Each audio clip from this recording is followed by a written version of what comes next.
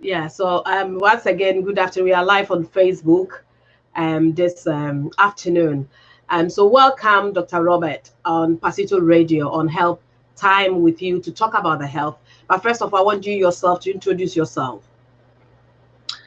Okay, thank you very much for inviting me to talk about a rather important topic, obesity in children. And as you've rightly mentioned, my name is Robert Akparibo, and I am a lecturer at the University of Sheffield.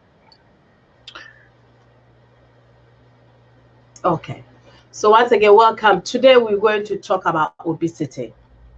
We normally hear, oh, he's obese, this is obese, and some people don't even want you to say that they are obese, although they are. So what is this obese about? Who is obese or what is obese?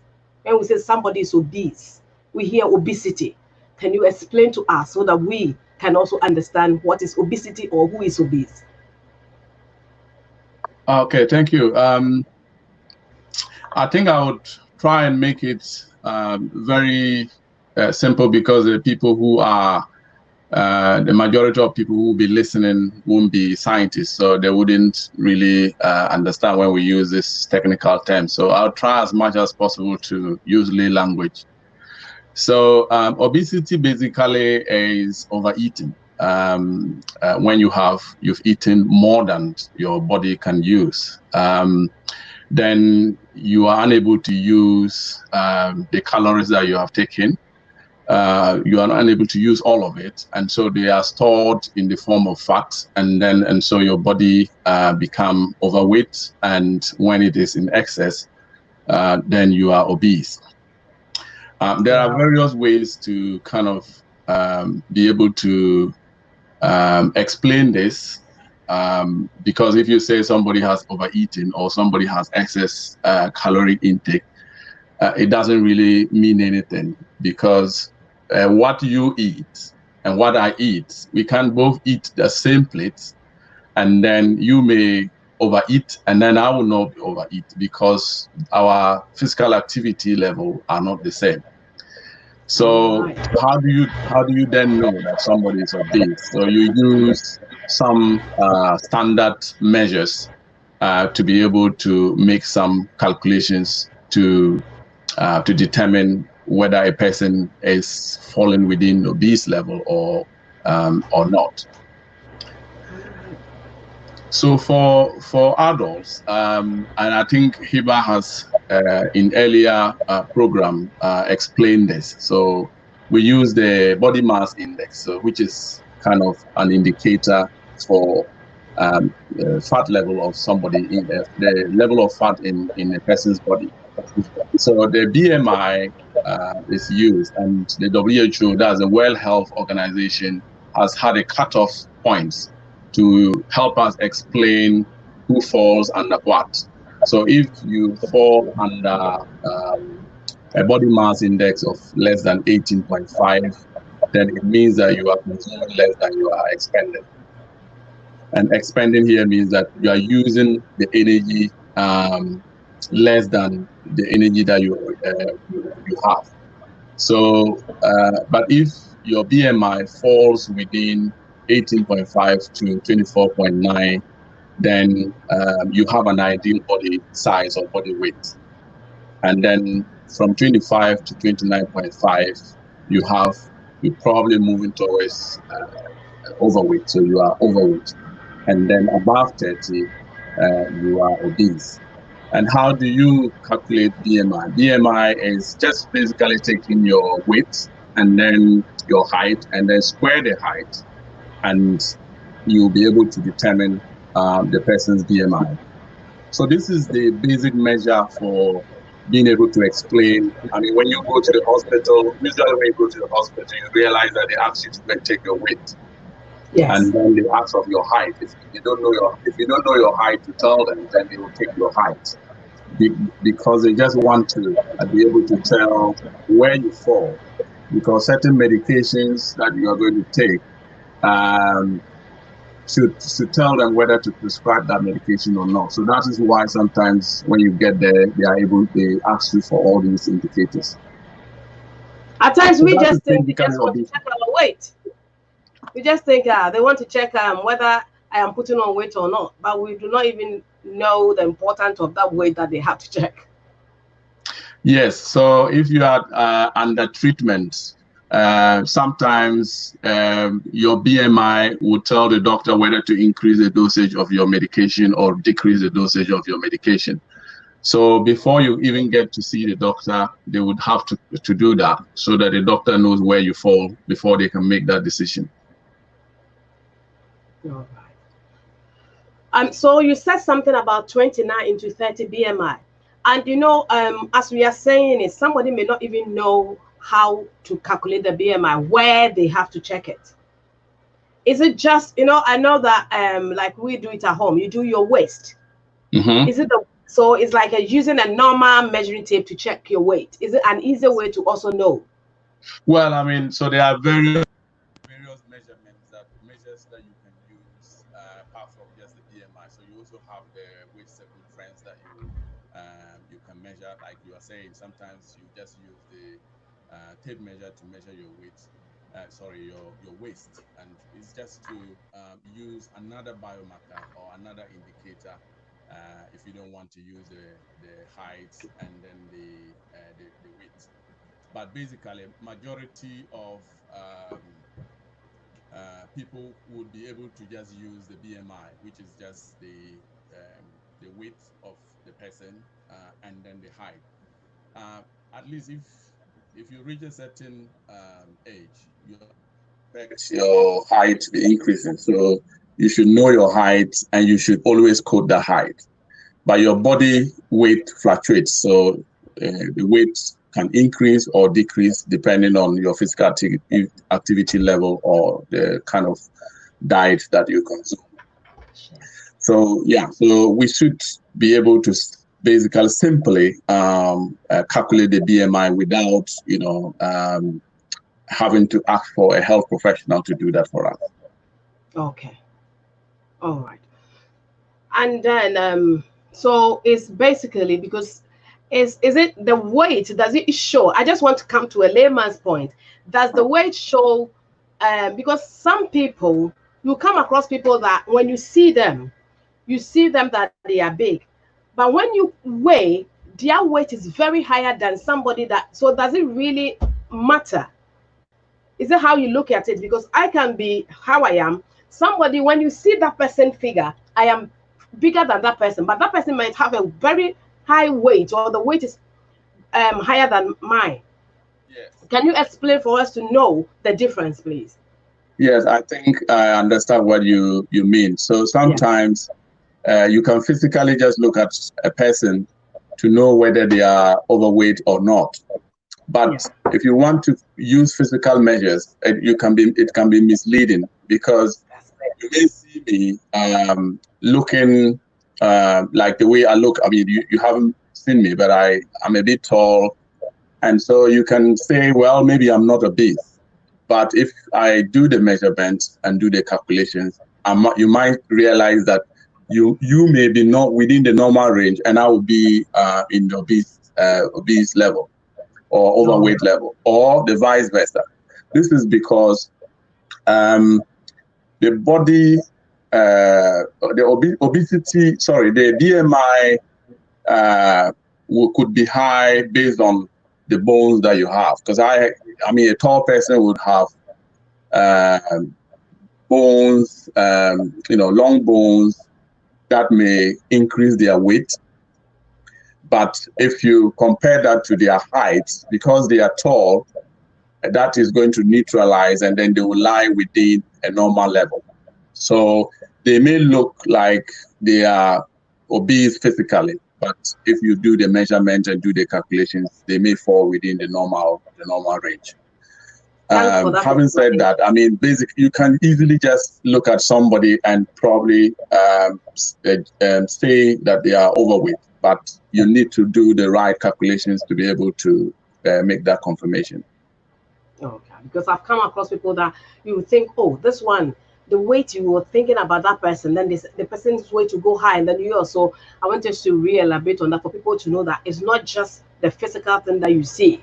And then I say childhood obesity. If you realize when boxers, those who do boxing, when they are going to do the fighting, they ask them to measure their weight, and sometimes you hear the weight that they have mentioned is so high that you expect that they might be obese, but because of the muscles that they have and the bones they have, and the height, looking at their height, they may be lying within the normal range. Even sometimes they may lie within the overweight level, but that is also because of their muscle mass and bones that makes them look much heavier than expected. But they may not have fat at all. And we're talking about childhood obese. So how can this all start as a child? Because I know children, when they are young, they eat anything, and we want them to be looking very plumpy. We want the children to, when we see the child, we said, oh, this child is really, fat, and we fancy that. Yes, I think we are talking about childhood obesity because children are our future leaders, and we need to be able to control their health. Be able to control their health such that we will have a healthier youth when they grow up. So I think basically that is why we are concerned about children. And children sometimes become obese because of many factors. But before I move to that, I want to say that the body mass index that I just talked about, for children, it may not be the weight and the height measures that we are using. We use what we call the percentile. And the percentile shows how your child weighs compared to that of other children of the same age and sex. So because they are children and they have very little sometimes muscle mass, they are measuring their height and measuring their weight. You wouldn't use that as a measure to judge whether they are obese or not. So it is the percentile that we use, and the percentile cuts off when a child is less than the 5th percentile. I've already talked about the fact that percentile basically is comparing the child to other children of their same age and sex. Yeah. So when the child lies within the 5th percentile compared to their peers, they are underweight. So if they are less than, they lie within the less than 5% percentile, they are underweight. But if they lie within the 5th to 85th percentile, then they have an ideal body weight. And then if they lie within the 85th to 95th percentile, they are moving towards obese, so they are overweight, and from 95th and above, they are obese.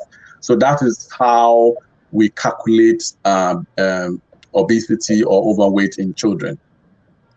But now, why is it important that we talk about obesity in children? I've already talked about the fact that because of the health risk when growing up.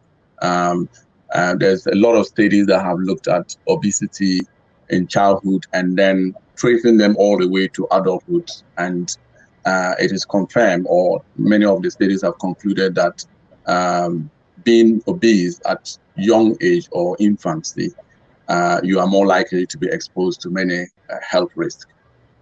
Now, globally, there are about 350 million children and adolescents. When I talk about children, the WHO classify anybody, or even in the UK, anybody within the ages of 0 to 17 years are classified as children. But I'm going to include adolescents because adolescents sometimes cannot make decisions for themselves. Their parents have to guide them to make those decisions. And so sometimes some of the health conditions they have may be influenced by their parents' decisions or parent actions. So we talk about those things. In the UK, There's 1 in 3 children. I mean, the Public Health England has got, they have data to show that 1 in 3 children are overweight or obese by the time they complete primary school. So this is becoming, and when you look at the data shows that as you grow, usually from 2 years to, I think 2 years to around 2 years to 5 years, the obesity level is much higher. And then once you grow from 5 years onwards to somewhere 17 years, then the level increases again. So we will talk about why it happens that way when we are talking about the causes. But that is the reason why it is important for us to talk about obesity in children. So some children, right down from their childhood, they start with it.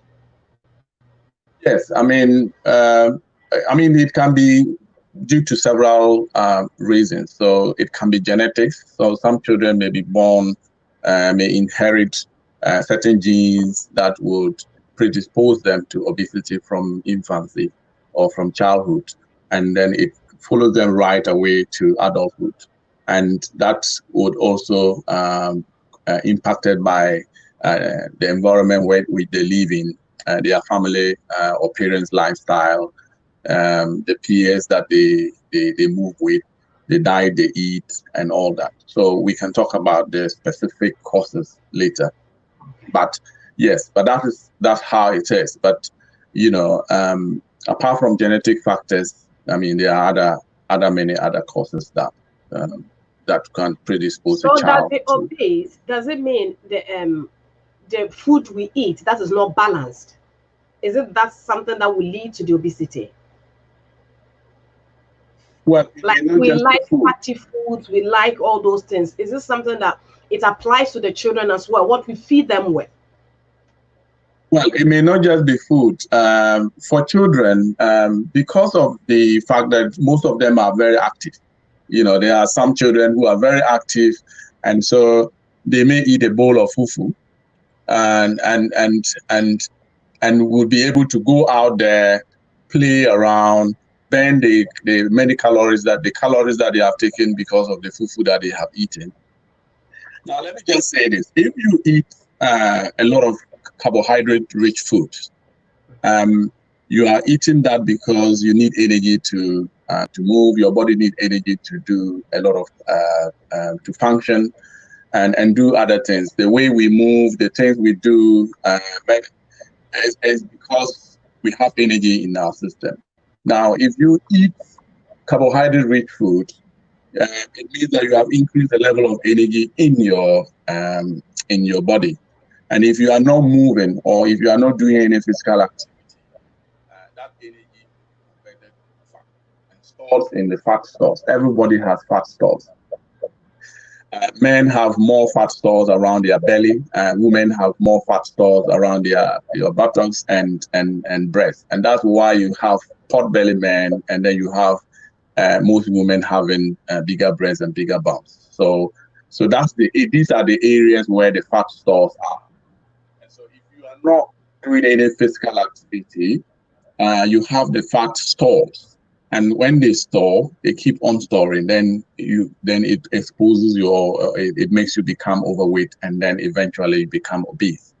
But like I said, for children, most children will be very active. So they eat the things that we eat, adults will eat, and they will go out there and play. So I won't be worried about if a child is very active, can go out and play. But the environment in the UK where we are, there's less opportunity for children to go out. And I said that sometimes it is their parents may be influenced, their obesity status may be influenced by their parents, because the parents are supposed to take them out, maybe to the parks, for them to play. But if we don't do that, the children stay in the house, play video games, watch TV, and then what happens? They eat a lot, and they store the energy and become overweight and obese.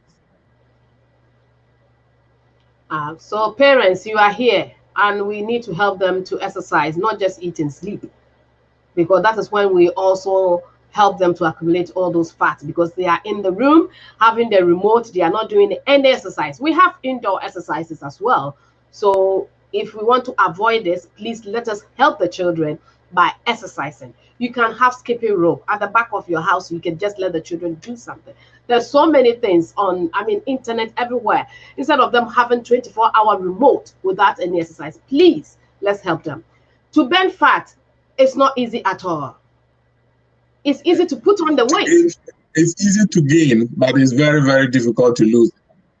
It's not. It's a big challenge, honestly. I think the Public Health England has described obesity as that the problem is as huge as fish and chips. It is true. Fish and chips is the staple food for the UK, and every shop you go, there's fish and chips. So that's just what tells you how huge the problem of obesity is. Yeah. And it is also a factor, because earlier on you talk about fast food and restaurant food, and I said that it depends on what you eat, and sometimes we just say when you eat too much, you might become overweight and obese. It depends on what you eat, how you eat it, when you eat it. Now, when you have a habit of eating late in the night, okay? So you wait, and then it's 8 o'clock, you eat, and then you go to bed. And there's something we call basal metabolism. Basal metabolism means your body is not doing anything. It's just the energy is just used to sleep. And so whatever you have eaten is not used as energy to do anything. And so they are going to be stored in the fat stores. You get up in the morning and then you eat again. And what you eat within that day, maybe you have met your energy requirements. And so you only use that. What you ate last night and the energy you've stored are going to be there. And then in the evening, you do the same thing. So your habit of eating late in the night and the type of food you eat late in the night will define how your body is going to look. Okay. So let me just give examples here. So, everybody knows what carbohydrate and protein foods are. So protein foods are the meat, the fish, the beans, plant-based foods, and animal-based foods. So these are protein. And then carbohydrates sometimes are also plant-based foods, largely plant-based foods, cereals. So they give us the energy, the carbohydrates. Our fufu, our banku, and all those things. Exactly. Yes, and the oils that we use in preparing the food. So if in the evening you eat protein, somebody eats a lot of protein in the evening, okay, and the protein is when protein is in excess, because your body needs a certain amount of protein for cellular functioning, okay, and then maybe bone functioning, muscle functioning, and all that. But if you take more excess, protein is going to be converted into energy. So you can use the energy and doing your daily activities. But if you eat more carbohydrates, okay, the carbohydrate is converted to fat. The excess that you have is converted to fat, and that's not what we want. We don't want our excess to be converted to fat. We want our excess to be converted into energy so that we can use the energy. So if you eat more protein energy foods and I eat more fat and carbohydrate rich food, I'm more likely to be overweight in the coming months, and you are more likely to remain as you are. So that's how that's what we need to know about this. Okay. So now, what's the best best cutoff time of eating carbohydrates? What's the best? We know everybody's different, but at least what's the best time that by that time, if we are able to have like a cutoff time? Well, you mean in the evening? So it depends on when you go. Yeah, it depends on when you go to bed. If you are somebody who goes to bed around 8 o'clock, you should eat your supper at 5 o'clock so that you have at least about 4 hours for the food to for whatever calories that you may have in excess to burn, because you'll be walking around, you'll be doing other activities, especially women. They do a lot of household choices. You burn some of the calories before you go to bed. But if you eat and you just go and sit down, grab your television remote and you watch TV for 3 hours, sitting down doing nothing, it still will not make a difference. Okay. So in this case, I'm just being practical here. If I eat and maybe you've ate around maybe 6 and you work in the night and then you feel you are hungry, what's the best food you have to eat? Because people who do night tend to eat a lot during the night shifts. Yes, I think we are all culprits. I mean, when you sit in the house and sometimes you are doing nothing, you always want to open the fridge to see what is in there, even if you are not hungry. And we were looking for snacks to take. And sometimes we are tempted to eat the food that are sweet, like if we have cake or if you have or you do tea and you put a lot of sugar. I'm one of the that a lot, and it's not good. I mean, when you go to the hospital and the doctor says stop smoking, you only practice that and don't say, but why are you smoking? So we say that, but we are culprits ourselves. So, I mean, you keep on eating certain things, but the advice would be to try and stock your fridge with a lot of fruits and vegetables. So when you are hungry, you can take some banana, or you can take some pineapple, or apples. Just take, a combination of fruits, and you'll be fine. Because you just need to take something before you go to bed. It's not like you haven't eaten and a snack, so you want to just get something to eat. But if you keep on just taking anything into the body, that you end up in having a shape that you wouldn't like to have, and expose yourself to a lot of health risks. Okay, that's the next one. So I think the advice would be to make a habit of eating fruits and vegetables. Okay. So now we said childhood obesity, risk and implications. What are the risks if we don't stop all these things and we keep eating the way we think, because it's there, you eat it? What are the risk factors? So, I mean, risk factors is different from the risk, the impact or the consequences of childhood obesity. And I think we have been talking about some of the risk factors. We talk about dietary intake as a risk factor of obesity.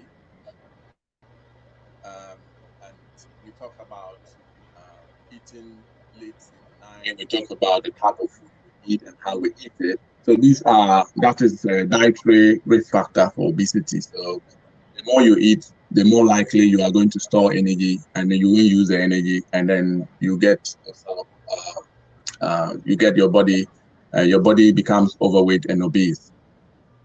And then the other thing that we haven't talked about is sometimes you overeat because you may have eating disorders. There's something called binge eating, just like binge drinking. And binge eating is basically sometimes it can be a health condition. It can also be hereditary. Somebody is saying, I think he said, I've asked somebody to tap in for me. I will just go into a little bit of our dialect. Nya kan nyina ne se ye ka duane a ye di koyemu na ne ma yetimi ye kese na ye di kan so obi wo ho a ubehu na wo so ba obi wo ho so a won so ye de mu bianu nyina gina scale so a odi ye won so no kura timi nya weight e chain ne a wo so no ntinye de bia na abehu se bia nipa no hu ne kese a ono ye obese enti ba ne nyina ne se ye ka bibi say ukọ hospital ya na ye say o ye check weight ni ebisa wo height ni nyina ye hwe wo fie na wo bomode fa measurement tape bi measuring tape na de ye na hu say weight na bro so kwa 30 a na wo say hu say ya na wo ye kese a eno na de risk beba ti ni ye ka bebre ni ye duane a ye didi na nadwo ni ye ekwa ye fa so ye didi ye ka carbohydrate na ye ka banche ene emo enkanka emu fitai brown yi yenso yentimi ni enti emu fitai ebi a wobedi wudi salad kura ba akukura engusu wadi eno nko asa no eya na etoda ehadwen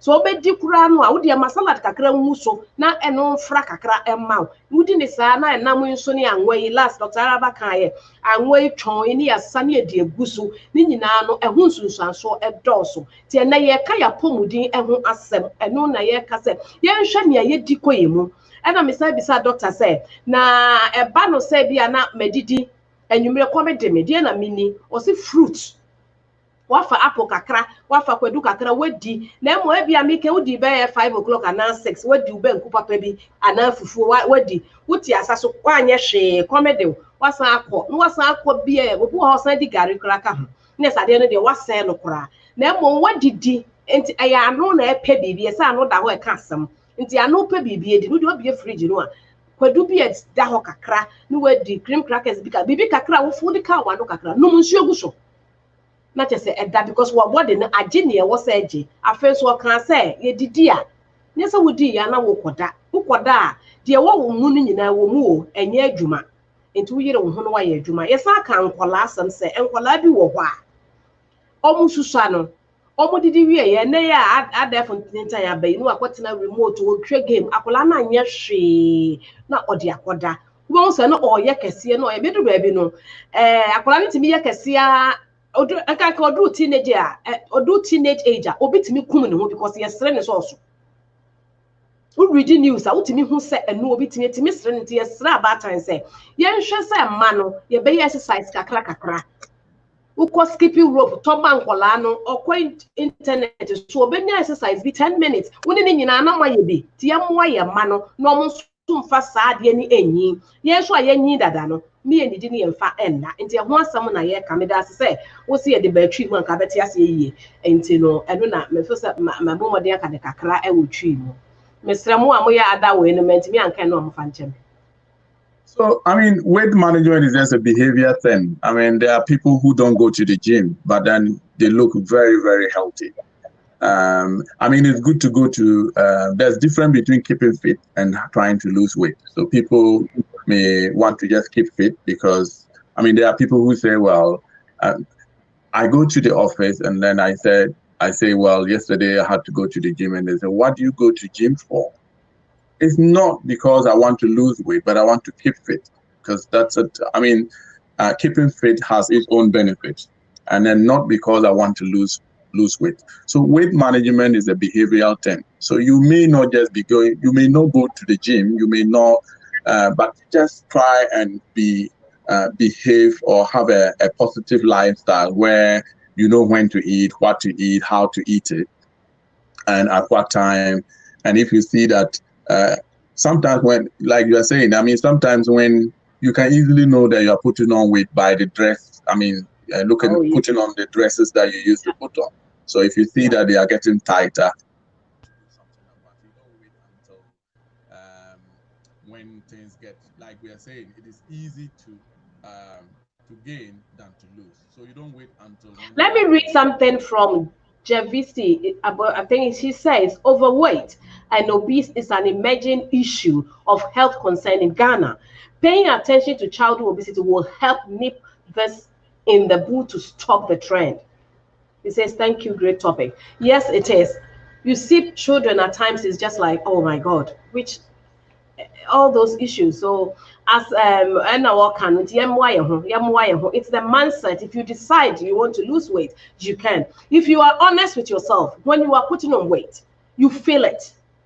You feel the change in your body. And as he said, the easier one is women, your dress. You realize that you are 14 now. The 14 is so tight. Some of us will realize that we are putting on weight. That's where we have to be careful as well.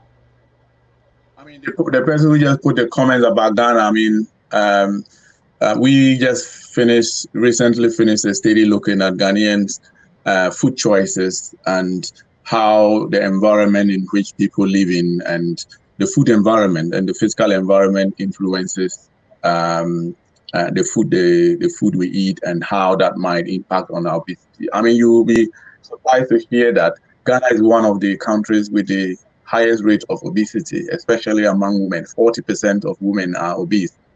But I sometimes we don't need to be so alarmed about it. We need to do something about it. But naturally, Black women or Ghanaian women have body. I mean, the back is there. Let me to use those words. So the back is there, and I earlier on said that those muscle mass can let you have more weight than expected, and you see some of them have got a very good shape, but when they do the measurement, do the calculations, they fall within the overweight. There's an argument about whether we should have a generic cutoff for obesity across the world, because we are from different races and we have different body makeups. So in some countries they don't use this standard cutoff. They try to come out with their own cutoff, because I think that is the way to go. Because if we were using a cutoff specific to Ghana, we may have a reduced levels of obesity than we have currently. Because Dr. Araba is saying, yes, it was actually declared as a global pandemic years ago. But because it doesn't kill us fast as conditions like COVID-19, people don't really take it serious, which is true. Somebody can even say, oh, worry. That is the mindset. Because it's a war now, as who couldn't show ye, we can see a chance who couldn't show ye, me, why be a why I can see as well. So those are some set of mindset that some people have, that if you don't get that kind of the body, it means your husband is not taking good care of you. That's the mindset. So if it's a global pandemic, it's not the ruler, even in the city. Even in the city.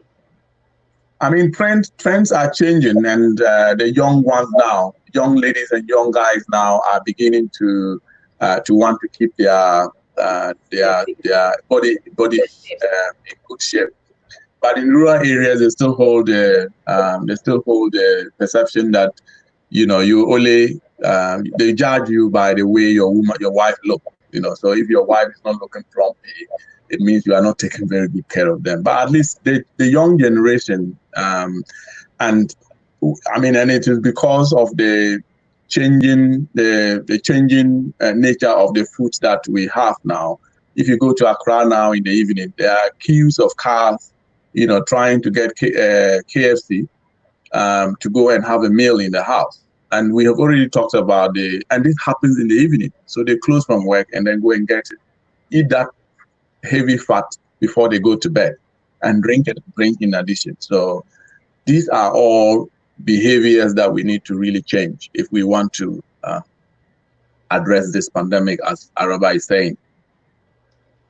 Please share the video. This is very important. When we talk about health, it's important. So bless somebody and save somebody's life, because somebody listening to this will have a change of mind and know that I am going to fall into this category, and nobody wants to. But at the times, if you don't have the education, you don't know much about it, you don't take it serious. So please, if you are on, share the video for me, spread it. It's just like church. When you are preaching this, you are preaching to save somebody's life. So let's talk more about the kids, because it is important that we educate ourselves as parents to understand that it is our actions that makes our children look the way they look.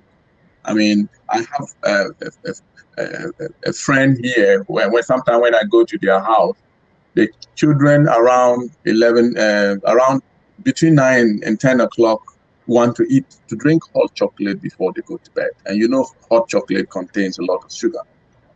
And it is a habit. I haven't seen them for like some months now. And then when I went, I realized that the kids are picking up. They are putting on weight. Mm-hmm. They are not seeing it. So we need to, as parents, begin to think and because if you don't want your body, at least the child is innocent. Try as much as you can to raise them in a way that when they grow up, they can take over the management of their own bodies. But for now, they depend on you. They say they want this, and then you give them. You need to be able to educate them that it is too much of it is not good for you. But if we keep on giving them the chocolate because they are crying for it, you are only just building a bad future for the child. We are in charge, as you said. Dr. Araba says, apart from the change in food, the environment, everybody is driving nowadays, so there's less walking. Children, wherever they are going, they are in a car. So according to what Dr. Araba just wrote, the children don't have the time of walking or doing exercises anywhere they are going. And these days that they are at home and they are not even going to school, because when they are in school, they have time that at least they will go and play. So some of them are stuck in the house. I mean, no exercises, nothing. And when they are going out, they are in the car. So that's even the worst one. Yeah, when you get used to it, they don't want to stop. And if you say, today we are going to walk, you see them crying. And once they cry, in the UK here, you don't allow children to cry. So you just do what they want. And you don't realize that your actions are going to have an impact on them in the future. Even if you are not seeing them put on weight now, they are going to learn from the way you bring them up, and then they live with it, and it is going to have a positive and negative consequences on them. Or even do the same for their kids. So sometimes we are crying because we said they should walk. If they call the police, you've done nothing wrong. Exactly. Yeah, but at times we just let the children take over us. It's your child. You need to have control over that child. So if you are telling a child that we are going to, maybe there's a shop close to you, we are not driving, the child is crying. I mean, no policeman or woman will come and say, the child even phone and say, because I said we should walk. You see, but at times we give them that power. Gervais said, I know childhood obesity has gained so much traction in countries like the UK, but it is yet to gain traction in Ghana. Yes, it is. Majority of the people think it is good indicator of wealth to have obese children. How do we use the availability research evidence to practically change the mindset and also get the government and the private sector to invest in this fight? So thanks very much for that point. I mean, I think the problem is in Ghana is because we have a myriad of issues. So we have fighting with communicable diseases, that's the infectious diseases like malaria, diarrhea, and all that. So governments have resources. The resources we have to prioritize it. So government sometimes will prioritize trying to address the heat problems of diarrhea diseases, malaria, and all that. And we because we still perceive that obesity is someone's making. It's like what you eat is, it's what makes your body. And so because of that, when people see an obese person, they just label the person as, oh, he's eating too much, he eats junk food. It's not just about junk food. It is just basic. We need to have basic education. We need to have a dialogue about all these things. And it is because of that there's very little data on childhood obesity. And because of that, we are not seeing the huge impact. But it's going to impact on us in the near future. We have students now in Ghana who are here looking at childhood obesity in Ghana. And maybe the research evidence that they may be producing, like he's saying, would help us to be able to advocate government to see it as a priority. But for now, government is prioritizing infectious diseases to address it. And then you go to some regions and there's malnutrition, like undernutrition. Children are unable to get enough food to eat, and because of that, they look thinner than they are supposed to look. And so government is addressing that and addressing communicable diseases. And so they don't see obesity as a priority because there's no economic modeling to see the huge economic impact of obesity in children and adults. And I think we need to engage with government, with data as researchers, to be able to convince them to do something about it. Yeah, because we don't hear much about obesity at all, but we hear malnutrition. But that's what we see. We see that that one is dangerous, but we don't see the danger this is bringing to our children or in the community. So as we are educating, this is another way of educating. You share the video, somebody also share, and the little that we can do, that is what we are doing until, as doctor said, some people are doing research. So maybe their research will be able to do something better in Ghana, and that will help us.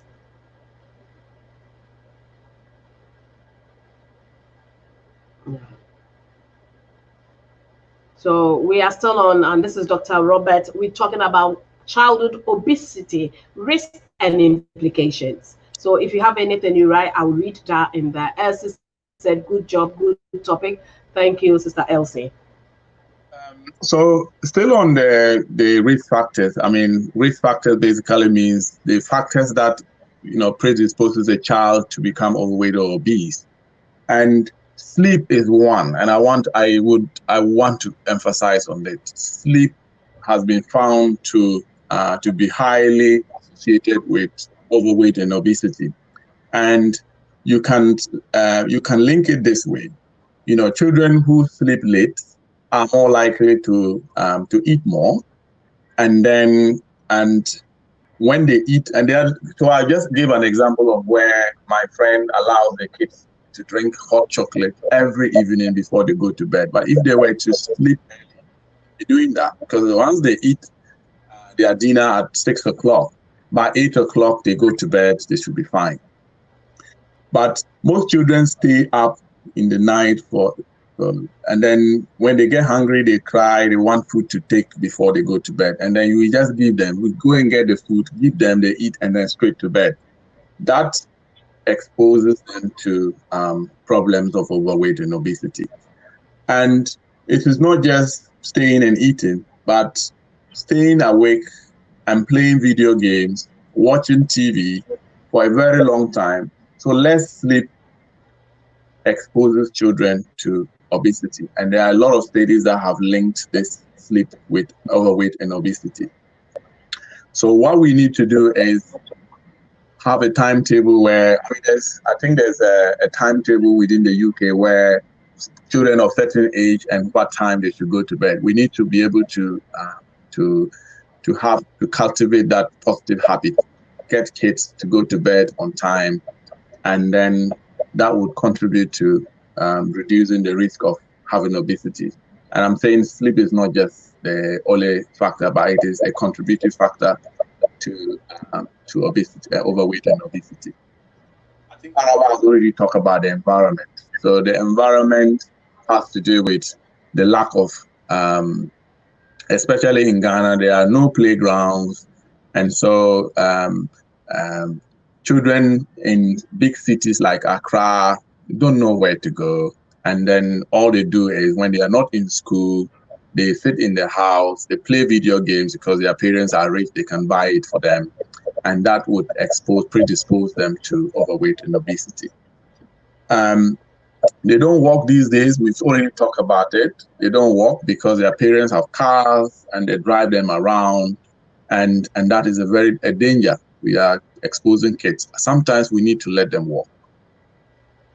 I mean, if you are just sitting in the house on Saturday like this in the evening around 4 o'clock, just go out with them, walk like, 1 mile and come back. Have that positive behavior. And once they cultivate that positive behavior, they will do it themselves when they grow up. But if they see that, from childhood, children copy what we do, don't they? And they do. If we don't cultivate that positive attitude and behavior in them, they grow up doing what they see you doing. Exactly. And the other environmental thing that we talk about, the food environment, is, food that are around us. Let's say restaurants like KFCs and the fast food joints that are around us. When the children see it, they ask daddy to go and buy it. And it makes them not even want to eat the home food. Once they are used to it and they taste. There are a lot of researchers that have looked at taste and taste satiety and increased intake of calories. So the bad food, in quotes, taste better than the good ones. And because they are kids, their taste bars are very sharp. And so once you continue to give them food that tastes nice, they are not likely to eat the other type of food that we think will be. And that's why fruit and vegetables, children don't like it. No. They don't like it because they don't taste like the KFCs and then the cakes and ice creams and all that. So we need, as parents, need to be up and doing, bring our children the way we want to bring them up, and then help reduce the risk of future health conditions because of overweight and obesity. I'm just reading. It says, Dr. Araba says, good point, Robert. In Ghana, other developing countries, it's the children from rich family who become obese. However, the research showed that in most high-income countries, it is the poor who tend to be obese. Yes, I think I will emphasize on that point. Yeah. For high-income countries, you know, KFCs and the McDonald's are labeled as poor food. You know, poor people's food. So you don't see the rich people going to KFC. But in low middle income countries, it is a prestigious food. Yeah. So you see the rich people. That is, if you don't go to KFC, I mean, you are not among the high class socioeconomics, high class group. So it is the opposite of what happens in high income countries happens in low income countries like Ghana. Mm-hmm. You know, if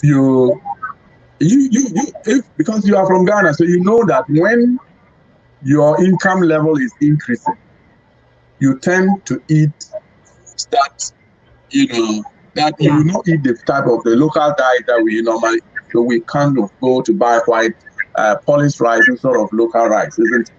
Yes. If your income level was low, you rather buy local rice instead of polished rice. You know, you now go to eat, your children will get ice cream because you are now rich. You are able to afford ice creams. Your children will eat you're able to buy KFC for them because you have money to do that. You take them out. When a Ghanaian parent says, we are taking children out, they are going straight to, KFC, they are going straight to McDonald's if those facilities are there. So they go to eat in restaurants with, that are very expensive, and the food is not going to be anything better than if you cook at home or if you go to the restaurant. So the higher the income in low-income countries, the more you eat poor food, and that exposes you to a lot of risk factors, cardiovascular risk factors, or obesity. Because when you have the money now, our food that we used to look down upon, the consumer, the konsusa that we all think, oh, it's for the poor. We have now realized that food is rather a nutritious food. It's not for the poor. But at first, if you see somebody eating plantain and all those things, you think, oh, but now we've realized the benefit of all those things. So as doctor is saying, he's educating me, he's educating you. Let us take good care of ourselves, because I always say, what's the point of especially living here, having everything that you have, then you come to pension, then this is your health strikes you down. Everything that you have ever done is zero. The dresses, whatever, the houses you've bought, you can't do anything because your health has been affected, and that is your life. So we are not doing this for doing sake, but we are educating ourselves, including me, that we need to take good care of ourselves. As he said, when you have your fufu and you see salad, in fact, it's not easy. But think about what is going in there, the effect of the food first. That's why that is how what I'm taking in, is it going to help me? As you said, salad is not our style. But as you start eating it, it becomes your lifestyle. That's what I have realized. As you enjoy it, gradually, you realize that anytime you don't have it, it's as if there's something missing. If you are not used to, I'm just telling you from my own experience, try it. When you try it, you realize that if you don't have those vegetables and all those things in the house, now you feel there's something missing. So make your mind. Just like, yeah, it's just like milk. If you are not drinking milk, you are likely to lose the enzyme that digests milk. Okay, and that's why you become lactose intolerant. So if you are not eating fruit, the salad you are talking about, you don't build that taste buds, that part of the taste buds to be able to enjoy it. Because when you start taking it in, it looks like, what is this? I mean, a Ghanaian would want heavy food, and that is our traditional food. But when you keep on taking it all the time, and it is similar to if you want to reduce sugar intake in your tea, isn't it? And you continue to, the first time you want to take tea without sugar, you will not like it. But as you continue to take tea without sugar, you kill those taste buds for sweetness. Yeah. So you kill those taste buds for sweetness, and then you begin to like it. So that's how it is. But if your taste buds is sharp, for sweet, for any sweet things, when you take anything that is not sweet, you don't want it. Yeah. So you have to cultivate that habit of taking it to kill those taste buds, so that you will be able to enjoy and continue to eat it. Otherwise, I mean, you just take it and say, this is not really nice. It is. Yeah. It's true, because my mom used to stop taking sugar, and then one day she said, it's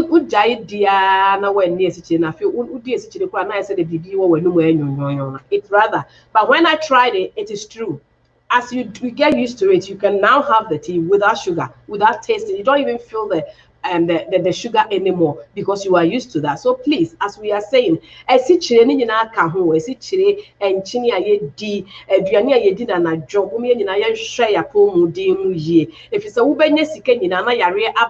na sunsunsuaso wo da ho ama diabetes ama wo tese niema bebre no heart attack ni nyina no na wo sika wonya nyina wantimi a enjoy. Enti doctor okra na, before we just go, what's the final advice you give us before we end this session? So we are talking about child obesity, but there's a lot of research to tell us that childhood obesity, or what children eat, is influenced by, one, their parents, two, their peers, and so whatever you cook in the house from childhood, whatever you cook in the house as parents, that is what the child is going to eat. Sometimes from the beginning they would not like it, but they say you have to let the child try it so many times. I mean, my colleague has done research and says you have to try 8 different types of food for several times, so that the child would begin to pick what they like to eat. So for fruit and vegetables, from the beginning, children may not like it, but we need to consciously help them when they are going to school. I mean, we can't put the fufu there. We can't put Ben. Let's don't give them money to go and buy KFC. Let's cultivate the positive attitude and lifestyle in the house. And then when they go out there, they can even give their colleagues and say, this when you eat too much of this, it is not good. The children know better than we do. But if they are not seeing that we as parents doing it, they will not do it. And secondly, I think you mentioned a very important point about the way we have come here and all we do is work, and there's no time to even go out there to work with the kids. The reason why the majority of us are here is because of the kids. Because it is very fun and nice to be in Ghana. To be honest, there's life there. But we are here because of the kids. We are here because there's opportunity for the kids to go to school, and then there's opportunity for the kids to advance in their educational career and all that.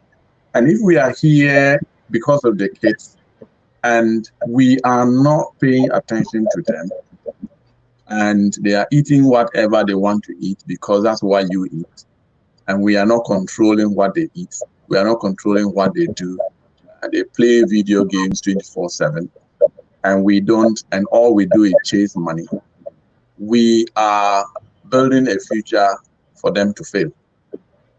At the end of the day, the person who is in Ghana is even going to be better than you because you think you are here because, I mean, there's access to everything here, and you send your child. There's economic impact of obesity, because if your child is obese and they are unable to, their intellectual ability is going to be affected. So the way they would have probably risen up in education, the potential would be reduced. And also, you know, if they are not able to go to school to a level where they want to be, their economic is going to have impact on their income when they grow up, and then it will affect their children. So it is going to be a life cycle. There's a societal impact also. We know that in Ghana now, even though we talk about the cultural perception of body image, we are beginning to realize that fatness is not good. I mean, it's fashion now, and so there's a societal impact. There's stigma. If you go to Ghana with your kids and they are all looking, obese or overweight, people will be looking at you as if you have really not trained them, or you've not brought them up well. So we need to be able to, know all these things, avoid it, and give our children a good life when they grow up, and then they can live a healthy life. Avoid these risk factors of COVID-19. I mean, we all know that they say it is because Black ethnic minorities or Black and Asian minority groups are disproportionately affected by this COVID. And that is because of our various health conditions. Like, we are more likely to be impacted by diabetes, hypertension, because of our lifestyle. We don't have time for ourselves. We don't rest. There's so much stress. In Ghana, we don't know what stress is. No. And so we try to manage it here when we are here. Even when we are stressed, we want to take on more.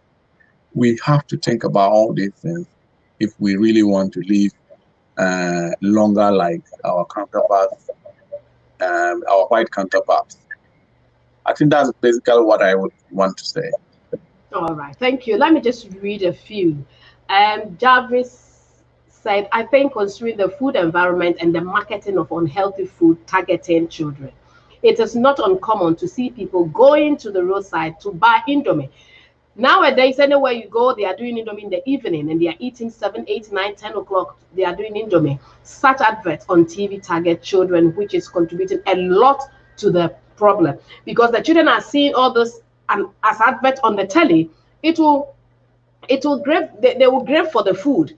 And Haraba said, my final contribution is to remind us all that dietary behavior is so hard to change. I agree with you. It is learned from childhood. So no investment we can make is to try and eat healthy, just for the sake of the children, so they can pick up those habits and it becomes part of them. We don't want our children to have chronic disease in adulthood as a result. Thank you. It is true. It's not easy, but we can change it. The mindset, if you're able to change our mindset towards our health, it will help. And Marina Mwakwa say, good afternoon, sister. Now, Marina is the founder of Ghana Diaspora Women. Well done for your hard job you're doing. And Jarvis, a great point about food poverty in the developed world compels people to eat unhealthy food, but the reverse is true in our context. Thank you all for joining in and your contribution. Thank you once again, Dr. Robert, for this very educative program. We thank you so much. Please share the video. Let us be mindful of what you eat. As you eat in, think about, that's the mindset I have now. I can share. Whatever goes into my mouth now, I think about the calories that is going in. That's what I think about first, because I've realized that putting on weight. I see people in hospitals sick of so many kind of diseases that I don't really want to be in that position. So I will try my best as I can to prevent it. And I hope you also will try. Thank you once again for joining in, Doctor. Thanks so much for your time. I know you are a very busy person, but you took the time to join in. Thank you. Thank you very much. Mm.